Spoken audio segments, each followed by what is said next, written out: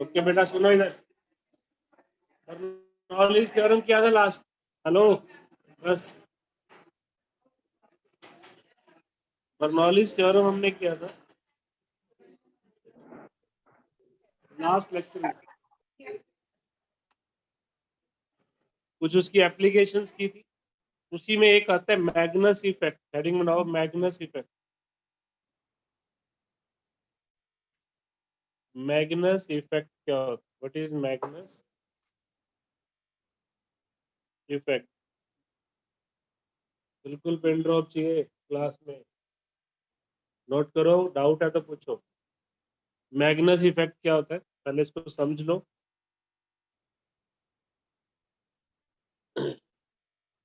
Sports में use करते हैं इस इफेक्ट को, क्रिकेट के अंदर ज्यादा। जैसे ये बॉल बना रहा हूं मैं, जब इसको इस तरह से घुमाकर फेंकते हैं एयर में, टेक्निकल लैंग्वेज में टॉप स्पिन बोलते हैं क्रिकेटर इसको, ऑफ स्पिन नहीं टॉप स्पिन। सीम से पकड़ के बॉल को इस तरह से घुमाते हैं।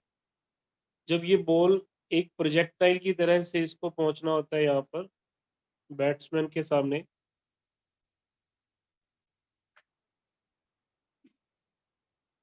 इस बॉल को यहाँ पर पहुंचना होता है, but because of Bernoulli's action ये अपने पाथ से डेविएट हो जाती है। क्यों होती है उसकी भी बात करेंगे हम। ये अपने पाथ से डेविएट होती है, इस इफेक्ट को मैग्नस इफेक्ट बोलते हैं। जितने आवाज आ रही है इधर पीछे से भी, इधर ध्यान दो सब लोग। अपने यूजुअल पाथ से डेविएट होना, अपने यूजुअल पाथ से डेविएट होने को मैग्नस ने ऑब्जर्व किया था। It is called Magnus effect. That is called Magnus effect. फिर से सुनो, बर्नौलीज एक्शन पे है। क्यों बर्नौलीज एक्शन पे है? क्योंकि जब बॉल जाती है एयर में तो हवा इधर फ्लो करती है, अपोजिट में मिलती है हमेशा रिलेटिवली। अब इसका ये वाला जो पॉइंट है इसकी वेलोसिटी इधर है और इसकी इस तरफ है, तो नीचे वाले पॉइंट्स की वेलोसिटी एयर की वेलोसिटी के साथ सेम डायरेक्शन में उठा लो बेटा इसको, तुम्हारा सेम डायरेक्शन में, और ऊपर वाले पॉइंट्स की वेलोसिटी एयर की वेलोसिटी के कंपैरेटिवली अपोजिट डायरेक्शन में, तो रिलेटिव वेलोसिटी आ गई। जब किसी भी बॉल के ऊपर या नीचे वेलोसिटी का डिफरेंस आएगा तो प्रेशर का डिफरेंस आएगा, और प्रेशर के डिफरेंस से उसको एक पुश मिलेगा ऊपर की तरफ, जिससे वो अपने यूजुअल पाथ से डेविएट हो जाए। It will deviate from its usual. तो लिखिए Magnus effect. When a spinning ball is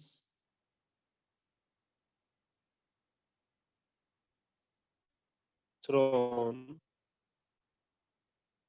in air,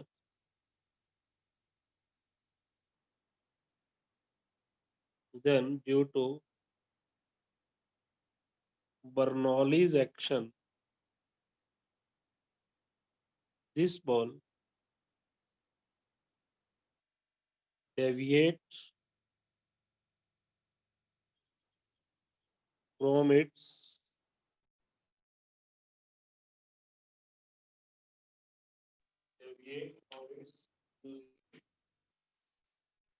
path, जो उसका पाथ होना चाहिए उससे वो डेविएट हो जाती है।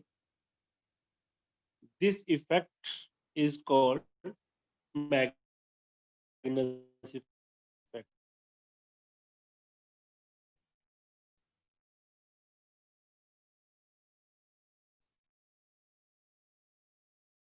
When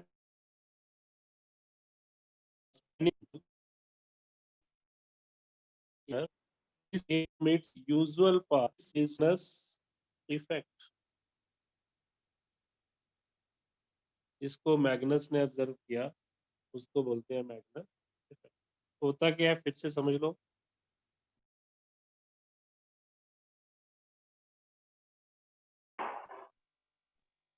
और इस तरह से डायरेक्शन के अंदर,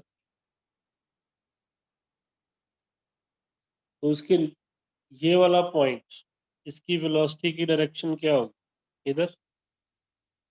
इसके टॉप मोस्ट पॉइंट की वेलोसिटी की डायरेक्शन किधर होगी, इस तरफ। अब एयर का जो फ्लो है वो राइट टू लेफ्ट ले रहा हूं मैं, क्योंकि बॉल को हमेशा अपोजिट डायरेक्शन में मिलेगी रिलेटिव। तो एयर के मॉलिक्यूल का फ्लो एक तरफ, तो वेलोसिटी ऑफ द बॉल कि जो भी मैंने पॉइंट लिया ए पॉइंट, उसकी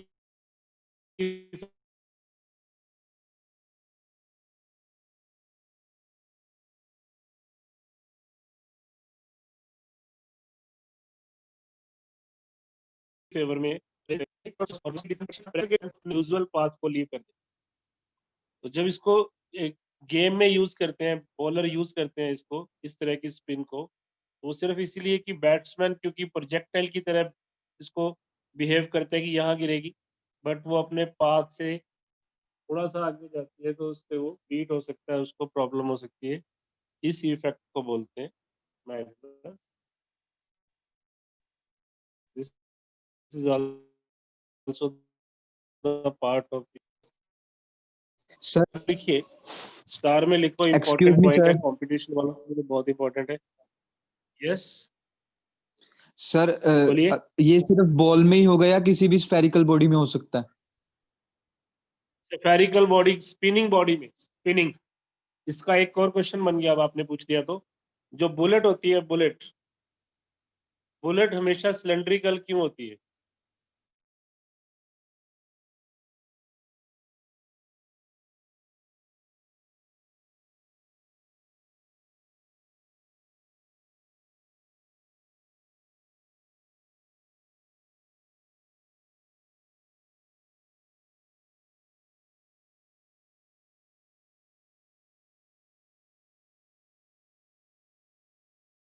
सीधा ना जाए, स्पिन करता हुआ जाए, तो वहां आपको ये इफेक्ट मिलेगा, विच इज कॉल्ड योर मैग्नस। अब बार बार एक बच्चा पूछ रहा है टॉरेसल थ्योरम क्या है, वो सुन लीजिए। अब क्या है, हेडिंग बनाओ। टॉरेस टॉरेसल साइंटिस्ट का नाम है। टोर वर्ड सुना होगा, प्रेशर का यूनिट होता है टॉर। टॉर भी प्रेशर का। टॉरेसिल से आया वो वर्ड। स्पेलिंग चेक कर लेना एक बार साइंटिस्ट के नेम की। बुक क्या तो बता दो मुझे।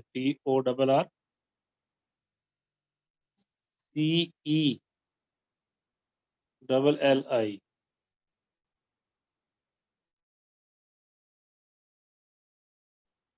टॉरेसियल थ्योरम को समझने के लिए बहुत कुछ का भी है। एक तो आप पहले इस कंसेप्ट को देखो, मैं कर रहा हूँ, आप ही कर। टेक अ बीकर, जिसमें यहाँ तक मैंने पानी ले लिया या कोई लिक्विड ले लिया, एच हाइट तक। बोलो नहीं, एच हाइट तक मैंने यहाँ पर वाटर ले लिया।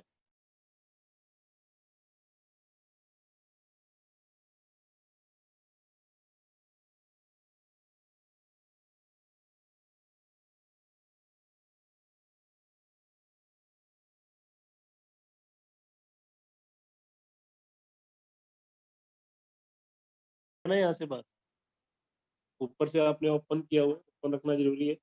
यहाँ से लिक्विड बाहर आना शुरू हो जाए। अब ये लिक्विड किस स्पीड से बाहर आ रहा है? ये छोटा छोटा सा लिक्विड के जो पार्ट आ रहे हैं, इसको हम बोलते हैं एफ्लक्स। EFFLUX।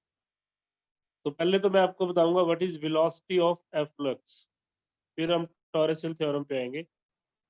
वेलोसिटी, यहाँ से निकलने वाले छोटे छोटे जो पानी का पार्ट है, उसकी लिक्विड का पार्ट है, उसकी velocity v, which is called velocity of efflux. और कंपटीशन में इस पे क्वेश्चन आते हैं, न्यूमेरिकल भी इस पे बन जाता है। वो कितनी होगी उसको निकालने के लिए आपका यूज करते हैं बर्नौलीज थ्योरम। यहाँ पर देखिए, एच हाइट तक मैंने लिक्विड लिया, liquid is taken up to height H. तो अंदर का प्रेशर क्या होगा, रो जी एच, अंदर का प्रेशर क्या होगा, रो जी एच। इसको मैं पॉइंट ए कर लेता हूँ, ए का प्रेशर क्या होगा, जस्ट इस होल से इधर रो जी एच प्लस में एटमॉस्फेरिक प्रेशर तो होता ही है, वो तो हर जगह होता है, एटमॉस्फेरिक प्रेशर एवरीवेयर। जस्ट बाहर एक पॉइंट ले लो बी, जस्ट बाहर एक पॉइंट ले लो बी, वहां पर सिर्फ और सिर्फ एटमॉस्फेरिक प्रेशर होगा, क्योंकि गॉस प्रेशर तो लिक्विड का होता है। अंदर लिक्विड का फ्लो नहीं है, बिल्कुल बाउंड है, धीरे धीरे पानी निकल रहा है, बट वो हॉरिजॉन्टली फ्लो नहीं कर रहा, हॉरिजॉन्टल वेलोसिटी इनसाइड 0 है, क्योंकि बीकर के अंदर तो टाइट ही है, बट बाहर वेलोसिटी मुझे निकालनी है, वेलोसिटी ऑफ एफ्लक्स मुझे निकालना है। अब दोनों की हाइट सेम है तो एच तो मैं लूंगा नहीं, तो मैं सीधा बर्नौलीज थ्योरम यूज कर रहा हूँ, using Bernoulli's theorem, pressure at A half rho V A square, pressure at B half rho V B square. यही थी थ्योरम, आप लोगों ने टेस्ट में प्रूव किया है इसको। इसमें एच भी आता है, बट दोनों तरफ हाइट सेम है, एच ए पे भी उतनी है, एच बी पे भी उतनी है, तो उसका यूज नहीं रहेगा, वो कट जाएगा, तो की एच अगर मैं ले भी लूंगा तो काट दूंगा। अब वी ए भी 0 है, तो मेरे पास यहाँ पर half rho V B square किसके इक्वल आ गया, P A minus P B, P A minus P B, दोनों का डिफरेंस लेके देखो क्या बचता है, रो जी एच,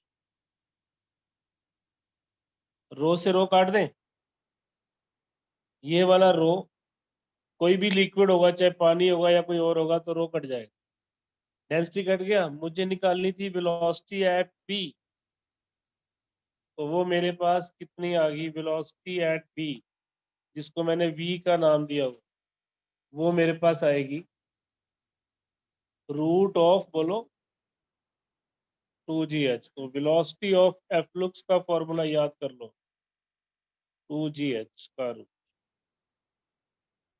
रिपीट कर दूंगा, एक बार नोट कर, इस सारे कंसेप्ट को नोट कर लो, एक्सप्रेशन नहीं आएगा आपको एग्जाम में, बट ये फॉर्मूला आया कहाँ से, उसको जस्टिफाई करने के लिए आपके पास होना चाहिए। एग्जाम में सिर्फ ये वेलोसिटी का फॉर्मूला यूज हो, नहीं किया, कुछ नहीं किया, सिर्फ स्टार लगा हुआ ऑप्शनल टॉपिक है, बट कंपटीशन में यूज है इसका, न्यूमेरिकली में भी आपके स्कूल में पूछ लें, तो आप भी स्टार में करें इस पूरे को, वेलोसिटी ऑफ एफ्लक्स को, रूट ऑफ 2gh। अब कोई भी अगर कंटेनर आप लेते हो और उसमें आपको वेलोसिटी निकालनी होगी उस एफ्लक्स की, जैसे आपके पास सॉफ्ट ड्रिंक बॉटल है, या आपने एक कंटेनर में, यहाँ आपने लिक्विड लिया, बेटा नहीं बोलना बहुत बार, यहाँ पर ध्यान, अगर मैं यहाँ पर 20 सेंटीमीटर हाइट तक लिक्विड लेता हूँ और यहाँ छोटा सा होल करता हूँ, छोटा सा, तो यहाँ से निकलने वाले लिक्विड की वेलोसिटी क्या होगी, वो आप इस फॉर्मूले को हमेशा यूज कर सकते हैं, 2gh, सिंपल सा formula, root of 2g। h कौन सी हाइट होगी, h हमेशा इस होल से अपर लेवल का डिस्टेंस होगा, होल ऊपर भी हो सकते हैं,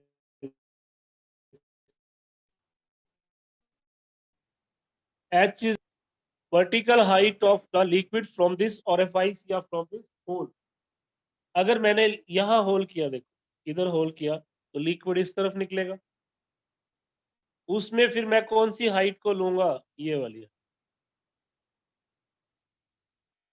जितनी हाइट बड़ी होगी उतनी स्पीड ज्यादा होगी, तो बॉटम से निकलने वाले लिक्विड की स्पीड ज्यादा होगी as compare to this, as compare to this, और बिल्कुल टॉप वाले की तो हो सकता है ना के बराबर ही हो, वहां से लिक्विड तो बिल्कुल कंटेनर के साथ ही गिरे। तो वेलोसिटी ऑफ एफ्लक्स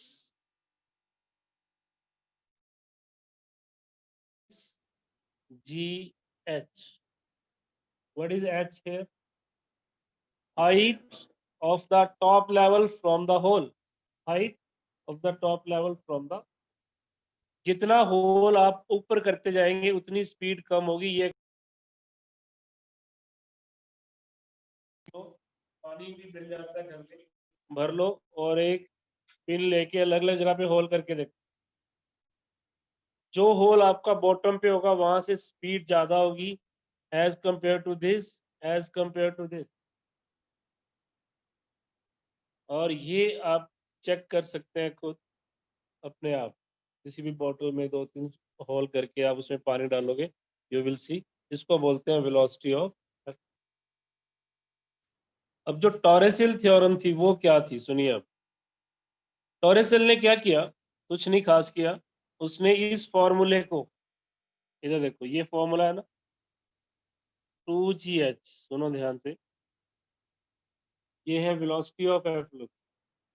वो कहते हैं कि ये फॉर्मूला तो वही है, अगर किसी स्टोन को हम h हाइट पे ड्रॉप करें, एक स्टोन को ड्रॉप करें, वो जब h हाइट कवर करेगा तब उसकी जो वेलोसिटी होगी वो भी तो आप काइनामेटिक्स में चेक करो यही आती है, √2GH।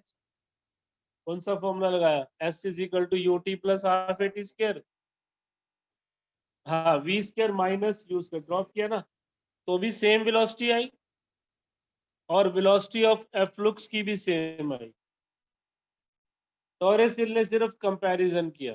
वो कहते हैं कि किसी भी एफ्लक्स की स्पीड उस स्टोन की स्पीड के इक्वल है जिसको हम फ्रीली ड्रॉप करें सेम डिस्टेंस तक, जितना टॉप लेवल का हाइट रहेगा इस ओरेफाई से। उसको क्या बोलते हैं, टॉरेसिल। रीड करना बेटा बुक से एक बार टॉरेसिल थ्योरम की स्टेटमेंट। आप पढ़ो नीति, है क्या इसमें, किसके पास है बुक? चलो नहीं है तो लिखो फिर टॉरेसिल थ्योरम। विनय के पास है, बार बार पूछ रहे, पढ़ उसको, थ्योरम पढ़ बुक में से,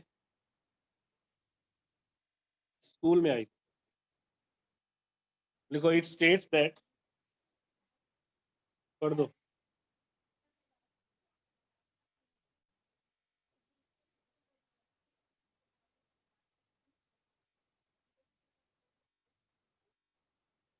हाँ, उसी हाइट तक from the free liquid surface to the orifice. इसने क्या स्टेटमेंट दी, जैसे ये लिक्विड है, यहाँ पर मैंने होल कर दिया और ये फ्री सरफेस, ये होल है, कितना हाइट, h हाइट। वो कहते हैं इसी हाइट तक जब किसी बॉडी को आप फ्रीली फॉल करोगे तो उस बॉडी की भी वही वेलोसिटी होगी जो इस एफ्लक्स की वेलोसिटी हो।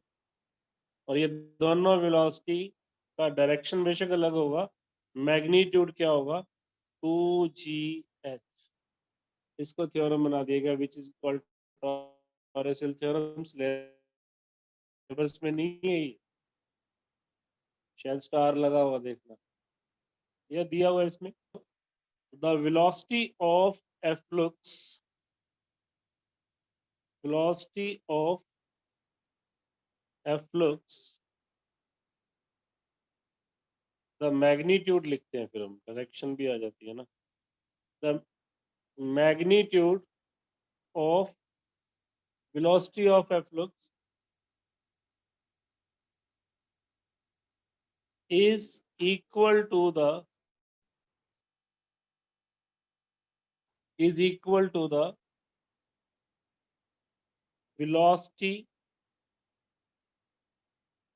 acquired by the freely falling body, by the freely falling body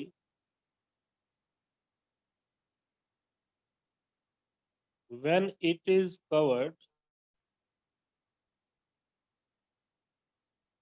distance equal to the distance of top level of liquid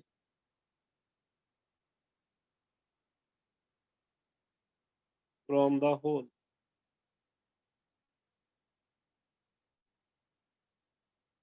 Top level of liquid from the hole.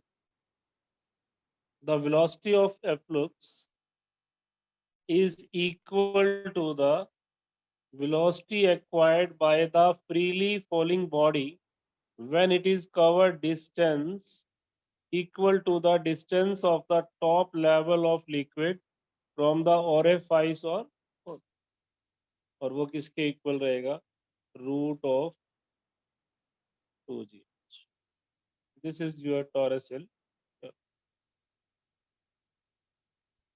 हो जाएगा, इतना ही ध्यान रखना है इसको। और इसके ऊपर अगर कुछ और डिस्कशन हो करनी है तो वो ये होगी, जब किसी बीकर में से लिक्विड बाहर निकलेगा, स्टार में करना डिस्कशन, जब किसी लिक्विड में से बीकर में से लिक्विड बाहर निकलेगा तो वो प्रोजेक्टाइल की तरह से गिरेगा ऐसे। वो कितनी दूर जाके गिरेगा इसको बोलते हैं रेंज। आज ही प्रोजेक्टाइल पढ़ा था हमने, हॉरिजॉन्टल तो पहले पढ़ा हो। तो इसको आप बिहेव करो जैसे एक प्रोजेक्टाइल की तरह से आपने इसको फेंका है। मान लो बीकर की टोटल हाइट है h, हॉरिजॉन्टल ही है बेटा, सीधा निकलेगा। एक बीकर की टोटल लेवल लिक्विड का h हाइट ले लिया, और orifice से ये हाइट कितनी है? Small h। तो फिर नीचे वाली हाइट कितनी बची? h minus small h। बना लो डायग्राम ये सर, जिसमें जो मैं कैपिटल H ले रहा हूँ वो हाइट ऑफ द बीकर ले रहा हूँ, कंप्लीट फील्ड है, और जो स्मॉल h ले रहा हूँ वो होल से टॉप लेवल की हाइट, ये टॉप लेवल होगा। तो जब यहां से लिक्विड बाहर निकलेगा उसकी वेलोसिटी क्या होगी? Root of 2gh। वो कितनी दूर जाके गिरेगा रेंज निकालना है। तो इसको आप बिहेव करो like horizontal projectile. Horizontal projectile में आपने ये फॉर्मूला पढ़ा हुआ है, y is equal to half gx² by u square. Yes और नो? u आपके पास कितना आ गया, पुट कर दो। y की हाँ हाँ, y आपके पास ये है। जब आप चुप ही नहीं करते, पता नहीं क्या प्रॉब्लम, थोड़ा वाइब्रेशन होती रहती। इधर कंसंट्रेट करो, डाउट है तो पूछ लो, सबका ध्यान उधर चला जाता। ये हाइट कितनी है? h माइनस एच हाफ जी। x मुझे निकालना है, उसको रेंज का नाम दे देता हूँ r स्क्वायर, या x भी रख सकते हो। u आपके पास रूट 2gh का स्क्वायर करोगे तो g से g कट गया, और यहाँ से आप रेंज निकाल लो। रेंज आपके पास आ जाएगी 2 4 2 बार आ गया under root h into h minus, this is the range of efflux, इसको बोलते हैं रेंज ऑफ एफ्लुक्स। ये लिक्विड कितनी दूर जाके गिरेगा वो कौन डिसाइड कर रहा है? वो दोनों ही फैक्टर डिसाइड कर रहे हैं, एच बी और स्मॉल एच, कितना दूर जाके गिरेगा। जैसे आपने रेंज मैक्सिमम पढ़ा हुआ है प्रोजेक्टाइल में, यहाँ पर भी रेंज मैक्सिमम तभी होगी जब 45 थोड़ी होगा इसमें अंकल, हॉरिजॉन्टल है ये। डिफरेंशिएशन से करते हैं लेकिन करने की जरूरत नहीं, सीधा बता रहा हूँ। जब h की वैल्यू h/2 होगी उस वक्त रेंज सबसे ज्यादा आएगी। कंडीशन नोट कर लो, मतलब होल बिल्कुल सेंटर पे होगा तो रेंज आपकी सबसे ज्यादा होगी। होल नीचे स्पीड ज्यादा होगी, रेंज की बात। ठीक, रेंज कब मैक्सिमम होगी? जब h किसके इक्वल होगा? Capital H/2। मतलब ये बिल्कुल सेंटर पे अगर आप होल करोगे तो सबसे दूर जाके गिरेगा लिक्विड, और अगर आपने इससे थोड़ा सा ऊपर उतना ही नीचे तो रेंज सेम होगी, अगर उतना ही नीचे किया और सबसे दूर जाके गिरेगा सेंटर वाला फ्लक्स, तो range would be maximum when H is equal to capital. This is the optional topic मैं कह रहा हूँ, जो बच्चे सिर्फ बोर्ड की तैयारी कर रहे हैं, जो कंपटीशन की कर रहे हैं, उनके लिए बहुत इंपॉर्टेंट। ये आपका पेंडिंग था बर्नौली से, तो कर लेंगे सब लोग। ओके, नेक्स्ट टॉपिक पे आओ।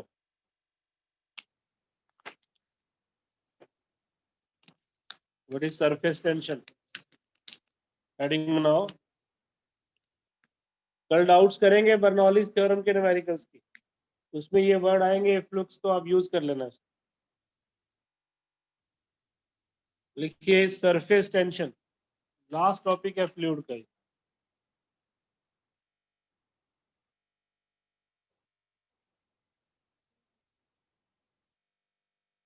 लेकिन बड़ा टॉपिक है, एक दिन में खत्म नहीं होगा, 2-3 लेक्चर लेगा। सरफेस टेंशन, सरफेस टेंशन एक प्रॉपर्टी है।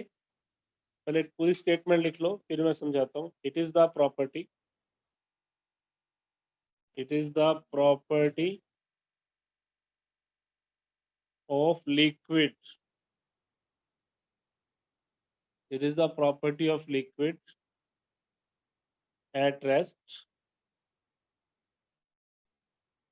by which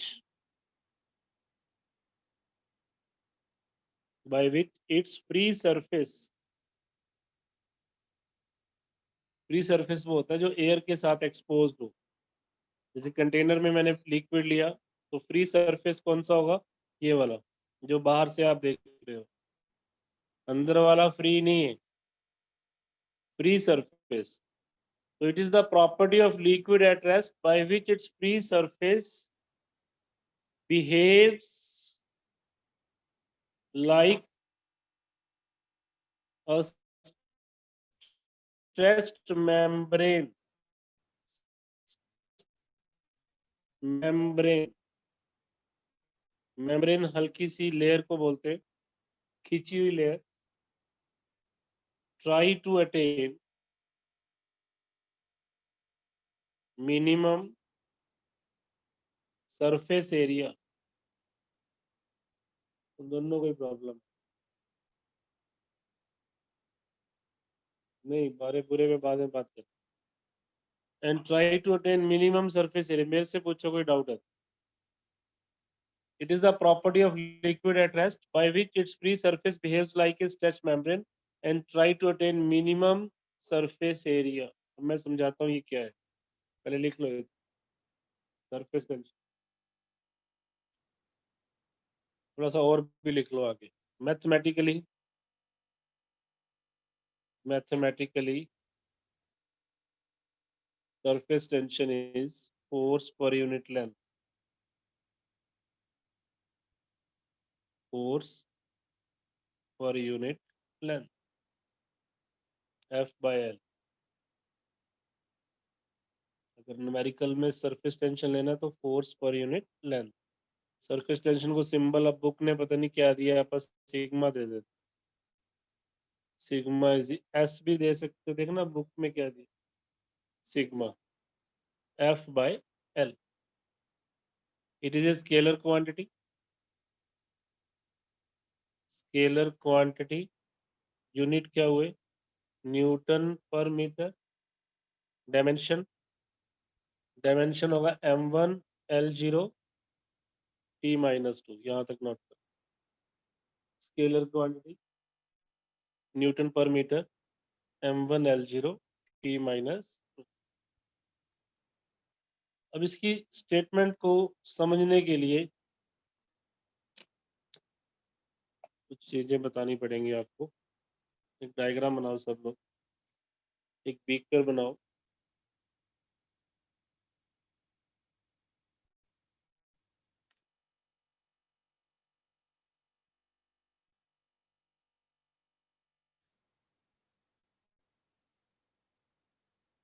इसके अंदर आप लिक्विड ले लो, फुल कर लो।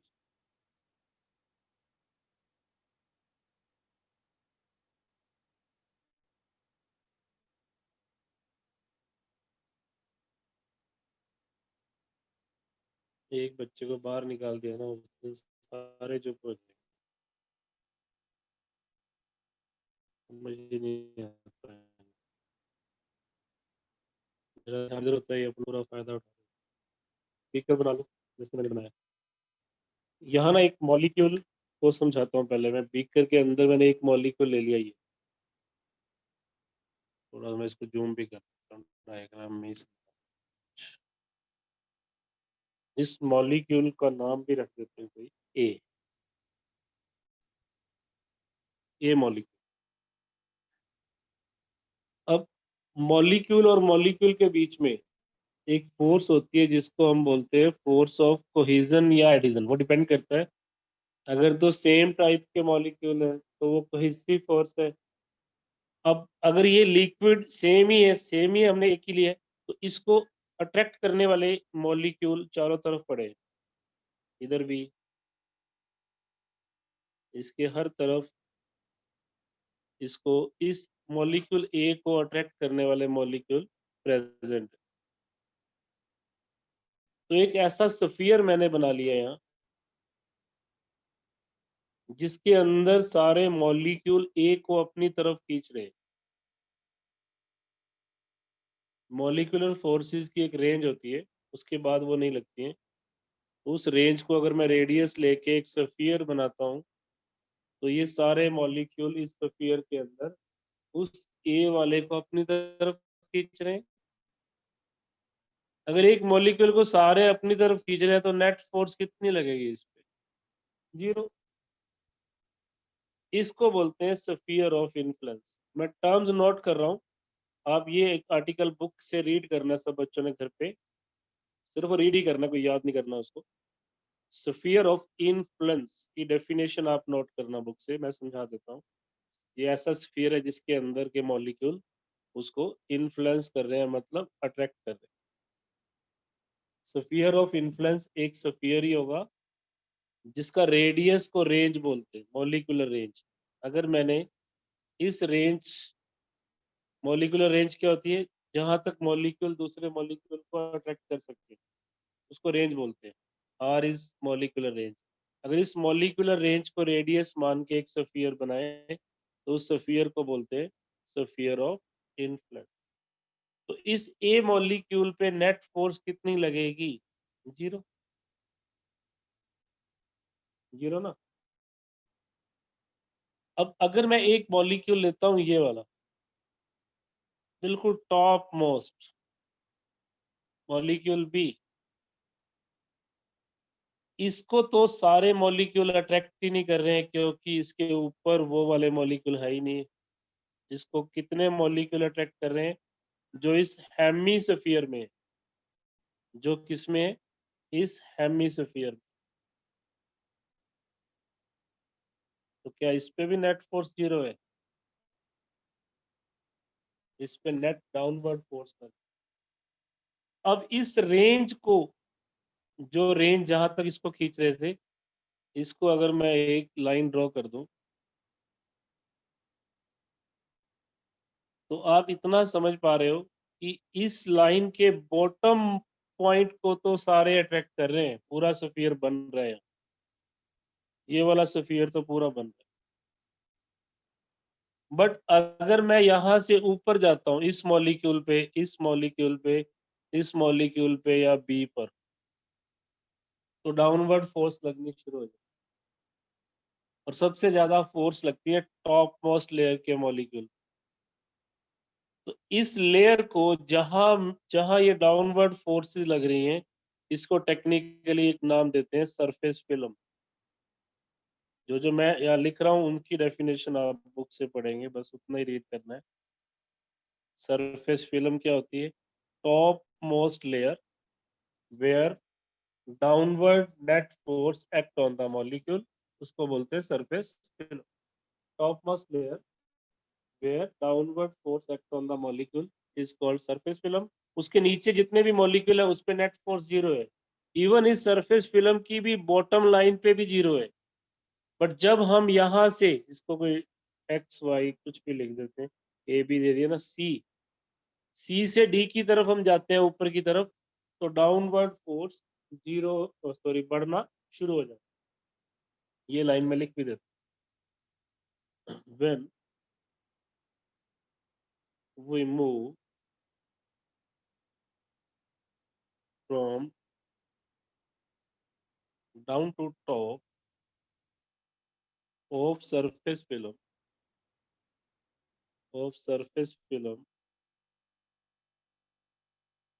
the downward force experienced by the molecules of liquid increases with the increases downward force experienced by the molecules increase. So, yeah, hence molecules laying on the topmost layer on the top of surface film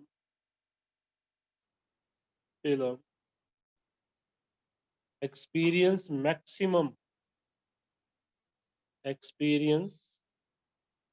maximum downward force। उन पे जो force लग रही है वो सबसे maximum लग रही है इन डाउनवर्ड। अब आप इमेजिन करो, अगर आपके पास कोई ऐसा एक लेयर है, कपड़ा ले लो चलो, और सब लोगों ने इसको चारों तरफ से पकड़ा हो, हॉरिजॉन्टल किया हो इसी कपड़े को, जस्ट एग्जांपल ले रहा हूं मैं, और नीचे से कोई इसको खींच रहा हो, इसी कपड़े को हॉरिजॉन्टल करके नीचे से कोई खींच रहा हो, तो इस थ्रेड, इसके जो धागे होंगे उसमें स्ट्रेचनेस आ जाएगी, खिंचाव आ जाएगा। यही सरफेस। तो सरफेस टेंशन क्या था? It is the property of the free surface. Free surface कौन सा बना? Top most layer, by which it's free surface behaves like a stretched membrane. जो वो खिंचाव आएगा तो वो कम से कम एरिया में आने की कोशिश करेगा, and try to attain the minimum surface area, that is called your. वैसे समझा रहा हूँ कि जहां पर भी टॉप लेयर पे डाउनवर्ड फोर्स लगेगी वो उसी तरह से बिहेव करेगा जैसे इस कपड़े ने किया। और अगर इसके ऊपर कोई चीज रखी होगी तो उसको अपने आप ही एक सपोर्ट मिलेगी टॉप, उसको बोलते हैं force due to surface tension. तो अब इसका टॉप मोस्ट लेयर का ना ऊपर से देखने पर एक व्यू बनाते हैं इस सरफेस का। मान लो ये वो टॉप लेयर है, और यहाँ मैंने एक इमेजिनरी लाइन ड्रॉ की। इमेजिनरी लाइन नहीं है, कोई एक इमेजिनरी सी लाइन ड्रॉ की, तो इसको हर तरफ स्ट्रेचनेस के कारण फोर्सेस लग रही हैं जो इसको मिनिमम एरिया में लाने की कोशिश कर रही हैं। तो मैथमेटिकली जो फॉर्मूला बना था वो ये बना था कि surface tension is equal to force per unit length, या force is equal to surface tension into length.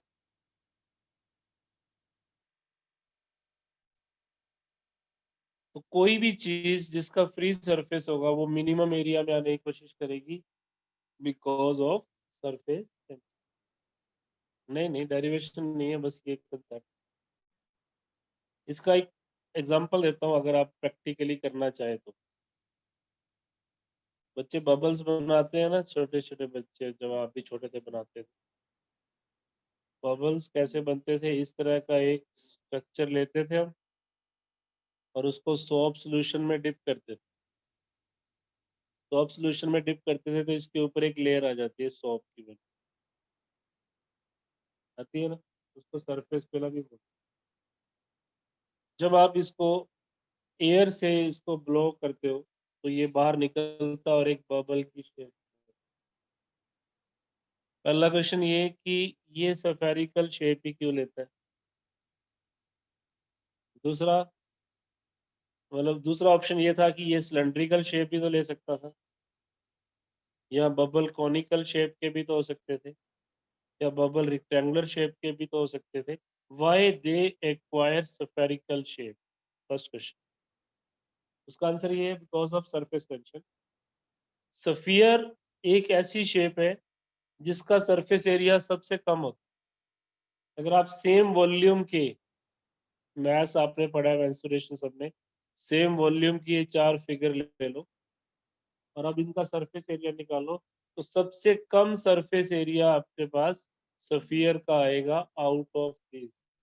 और सरफेस टेंशन एक ऐसी प्रॉपर्टी है जो कम से कम एरिया में लाने की कोशिश करती है, तो इसीलिए बबल्स जो बनते हैं यहाँ पर उनकी शेप। दूसरा एग्जांपल जो सरफेस टेंशन का है, जो रेन ड्रॉप्स होती हैं वो भी स्फेरिकल शेप की होती है। कभी नहीं आपने कहा कि आज तो सिलेंडर गिरे हैं घर के ऊपर, मतलब सिलेंड्रिकल शेप की रेन हुई, ऐसा नहीं कभी सुना। या तुम्हारे एरिया में तो कॉनिकल हुई थी, हमारे पता नहीं रेक्टेंगुलर शेप की। रेन ड्रॉप्स, चलो कोई बात, rain drops are spherical, reason surface. Question आएगा why rain drops are spherical, answer because of surface tension. Because of surface, क्यों? क्योंकि सरफेस टेंशन एक ऐसी प्रॉपर्टी है जो मिनिमम सरफेस एरिया में लाती है, और स्फीयर का एरिया मिनिमम होता है सेम वॉल्यूम का। अगर कोई और चीज लेंगे तो हमेशा ये आपके पास स्फेरिकल शेप।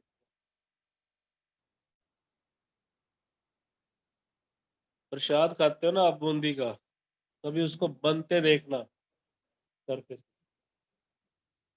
वो लिक्विड जैसे ही गिरेगा उसके अंदर, तेल के अंदर, वो ब्रेक हो जाएगा और उसकी सरफेस टेंशन उसको मिनिमम एरिया में लेके आएगी, तो वो छोटी छोटी स्फेरिकल शेप ले ले। मरकरी आपके थर्मामीटर में है, कभी तोड़ के देखना, छोटे छोटे स्फीयर बन जाएंगे because of, that is because of. Time हो गया क्या? चलो कल कंटिन्यू करें।